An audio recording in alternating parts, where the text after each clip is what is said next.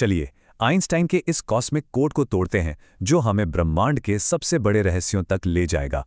अब सोचिए, 94.5 अरब साल, इतना वक्त हमारे सबसे करीबी गैलेक्सी तक पहुंचने में। तो क्या इसका मतलब है कि हम अपनी ही गैलेक्सी में हमेशा के लिए फंस गए हैं?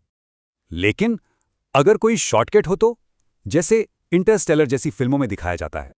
और ये सिर्फ फिक्शन नहीं है, पता है, ये आइडिया आइंस्टाइन के फील्ड इक्वेशन से आया है। अब देखिए, इस मैथ्स में नहीं उलझना है, बस ये समझना जरूरी है कि इसका मतलब क्या है। तो इसका मेन आइडिया ये है, स्पेस टाइम को एक बड़े लचीले ट्रैम्पोलिन की तरह सोचिए। और जब भारी चीजें इस पर रखी जाती हैं तो ये झुक जाता है। बस यही तो ग्रेविटी है। आइंस्टाइन ने इक्वेशंस तो दिए, पर दूसरे वैज्ञानिकों ने इसके अंदर छिपे कमाल के जवाब ढूंढ निकाले।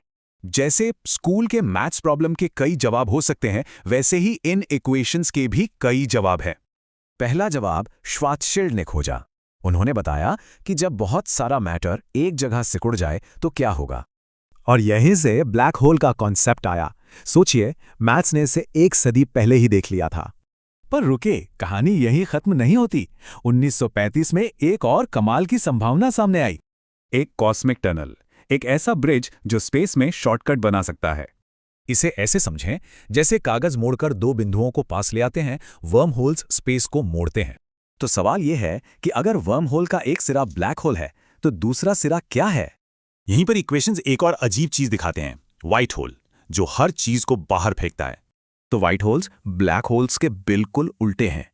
एक खींचता है, दूसरा बाहर फेंकता है।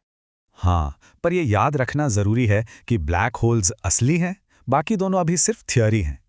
तो देखिए, बस एक इक्वेशन से हमें कितनी कमाल की चीजें पता चली। तो अगर इन इक्वेशंस ने ब्लैक होल्स की भविष्यवाणी कर दी थी, तो सोचिए इनमें और क्या क्या छिपा होगा।